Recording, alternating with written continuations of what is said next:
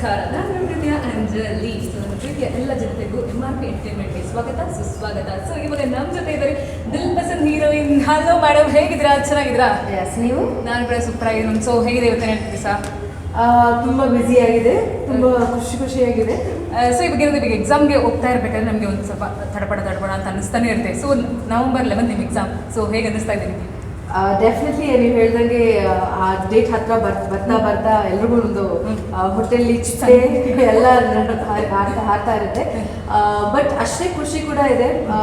ಈ ವರ್ಷ has been very lucky for me. So hopefully ಈ ಸಿನಿಮಾ ಕೂಡ ಅಷ್ಟೇ ಚೆನ್ನಾಗಿ ಜನ ನೋಡಿ ಪ್ರಶಂಸೆ ಕೊಡ್ತಾರೆ ಅಂತ ಅಂದ್ಕೊಂಡಿದ್ದೀನಿ. ಸೂಪರ್. ಸೊ ದಿಲ್ ಪಸಂದ್ ಅಂದರೆ ಸ್ವೀಟು. ಸೊ ನಿಮಗೆ ಸ್ವೀಟ್ ಎಷ್ಟು ಇಷ್ಟ? ತುಂಬಾ ಇಷ್ಟ. ಸೊ ಅಂದರೆ ಇದು ಬಿಟ್ಟು ಬೇರೆ ಸ್ವೀಟ್ ಯಾವುದು? ಎಲ್ಲ ಸ್ವೀಟ್ಸು ಇಷ್ಟ. ನನಗೆ ಸ್ವೀಟ್ ಅಂದ್ರೆ ತುಂಬ ಇಷ್ಟ. ಸೊ ಐ ಕೆನಾಟ್ ಸಿ ಒಂದು ಪಿಕ್ ಮಾಡೋಕ್ಕಾಗಲ್ಲ. ನಾನು ಏನು ಬೇಕಾದರೂ ಕಂಟ್ರೋಲ್ ಮಾಡ್ತೀನಿ, ಸ್ವೀಟ್ನ ಮಾತ್ರ ಕಂಟ್ರೋಲ್ ಮಾಡ್ತೀನಿ. ಸೊ ಅಂದರೆ ಎಲ್ಲ ಥರದ ಸ್ವೀಟ್ ಇಷ್ಟ. ಸೊ ಅಂದರೆ ಈ ಫಿಲಮಲ್ಲಿ ನಿಮ್ಮ ಪಾತ್ರ?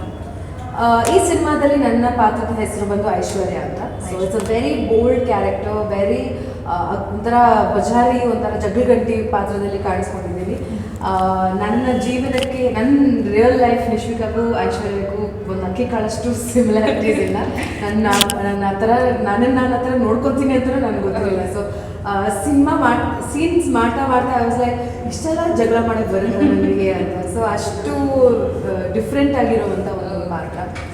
ಸೊ ಬಂದ ಸಿಚುವೇಶನಲ್ಲಿ ನಿಮ್ಮ ಜಗಳನ ನಮ್ಗೆ ತೋರಿಸ್ಬೋದು. ಇವಾಗ ಏನೋ ಒಂದು ಸಿಚುವೇಶನ್ ಇವಾಗ.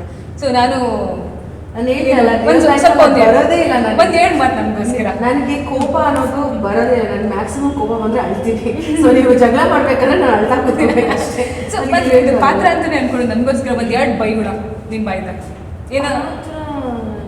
ನೀವು ಐಶ್ವರ್ಯ ಆಗಿಗೆ ಬರಬೇಕು. ಐಶ್ವರ್ಯ ನೋಡಿದ್ರೆ ಮಾತ್ರ ಬರಬೇಕು.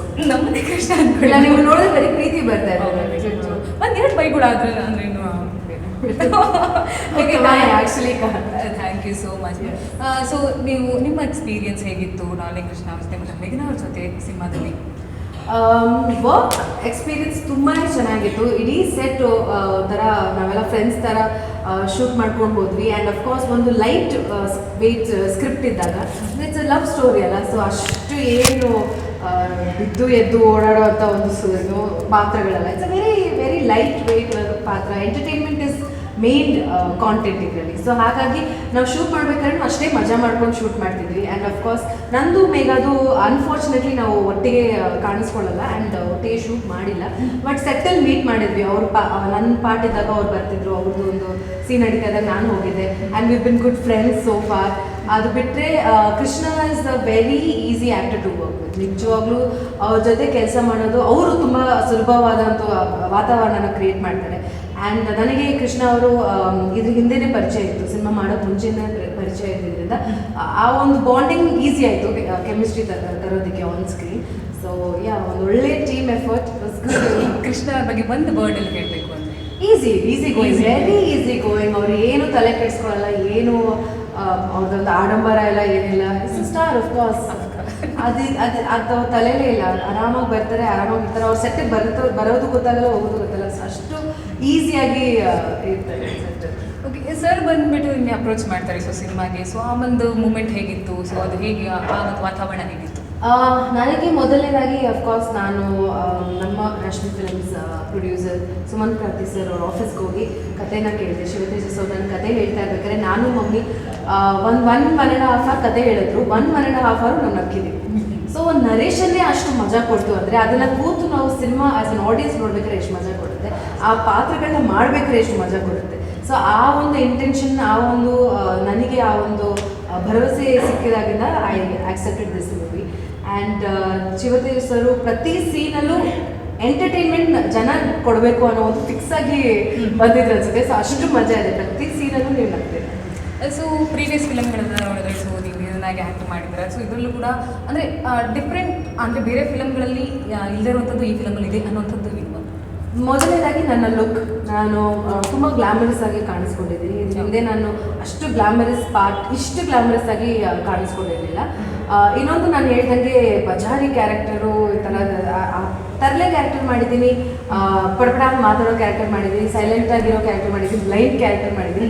ಸೊ ಮೊದಲನೇ ಬಾರಿಗೆ ಒಂದು ಬಜಾರಿ ಕ್ಯಾರೆಕ್ಟರ್ ಮಾಡಿದ್ದೀನಿ. ಸೊ ನಾನು ಹೇಳ್ದಂಗೆ ನನ್ನ ಲೈಫಲ್ಲಿ ಈ ಥರ ನಾನು ನೆನೆಸ್ಕೊಡೋದು ಆಗಲ್ಲ ಅಂಥ ಒಂದು ಡಿಫ್ರೆಂಟ್ ಪಾತ್ರ ಇದೆ. ಸೊ ಅಂದರೆ ಇದರಲ್ಲಿ ಈ ದಿಲ್ ಪಸಂದ ಸಿನಿಮಾದಲ್ಲಿ ಸರ್ ನೀವು ಮದುವೆ ಆಗ್ತೀರಾ ಅಥವಾ ಲವ್ ಮಾಡ್ತೀರಾ ಏನು ಸರ್ ನಿಮ್ಮ ಪಾತ್ರ ಅಂದರೆ 11ನೇ ತಾರೀಕು ಹೇಳ್ತೀನಿ. ನವೆಂಬರ್ 11 ಸಿನಿಮಾ ಥಿಯೇಟರ್ಸ್ ಬಂದ್ಬಿಡಿ. ಫುಲ್ ಫ್ಲೆಜ್ಡ್ ಆಗಿ ಹೆಂಗೆ ನಡೀತು ಎಲ್ಲ ಅಂದರೆ ಸರ್ಗೆ ನೀವೇನು ಅನ್ನೋಂಥದ್ದು ಲಬ್ಬರ ಅಥವಾ ಅದು ಹೆಂಡತಿನ ಈ ಥರ 11th ನೋಡಬೇಕು ಅಂತ ಹೇಳ್ತೀರಾ. ಸೊ ನಿಮ್ಮ ನಿಜ ಜೀವನದಲ್ಲಿ ಯಾರಾದರೂ ಬಾಯ್ ಫ್ರೆಂಡ್ ಇದ್ದಾರಾ? Boy friend ನಿಮಗಿದ್ದಾರಾ? ನನಗಿದ್ರೆ ನಾನೇ ಕೇಳ್ತಾ ಇದ್ದೆ ನಿಮಗೆ ಇಲ್ಲ ಅಂದರೆ ನನಗೆ ಹೇಳಿರ್ತಾರೆ. ಸೊ ಅಂದರೆ ಕ್ರಶ್ ಈ ಥರ. ಸೊ ನನ್ನ ಕರೆಂಟ್ ಕ್ರಶ್ ನಮ್ಮ Santosh. Please meet my Santosh. Santosh. Okay sir ತುಂಬ ಚೆನ್ನಾಗಿ ಹೇಳಿದ್ರಿ. ಸೊ ಕೊನೆಯದಾಗಿ ದಿಲ್ ಪಸಂದ್ ಬಗ್ಗೆ ಬಂದು 2 ಸಾಲಲ್ಲಿ. ಎಸ್, ದಿಲ್ ಪಸಂದ್ ಬಂದು ಒಂದು out and out entertainment cinema. ಇದರಲ್ಲಿ ಎಮೋಷನ್ಸ್ಗೆ ತುಂಬ ವ್ಯಾಲ್ಯೂ ಕೊಟ್ಟಿದ್ದಾರೆ. ಐ ಥಿಂಕ್ ಒಂದು ಫ್ಯಾಮಿಲಿ ಅಂತ ಇನ್ವಾಲ್ವ್ ಆಗಿದ ತಕ್ಷಣ ಅದರಲ್ಲಿ ಎಮೋಷನ್ಸ್ ಇದ್ದೇ ಇರುತ್ತೆ. ಆ್ಯಂಡ್ ಈಗಿನ ಜನ್ರೇಷನ್ ಅವರು ಪರವಾಗಿಲ್ಲ ಗಿರಿಯವರು ಹೋಗಿ ಎಲ್ಲೂ ನನ್ನ ಸ್ಕ್ರೀನ್ ಸ್ಪೇಸ್ ನ ತಗೋತಾ ಇದ್ದೀರಾ. ಸಿನಿಮಾಲು ನನ್ನ ಸೀನ್ ಇರ್ಬೇಕಾರೆಲ್ಲ ಅವ್ರ ಜೊತೆ ಸೀನ್ ಇದ್ದಾಗೆಲ್ಲ ನನ್ನ ಡೈಲಾಗ್ಸ್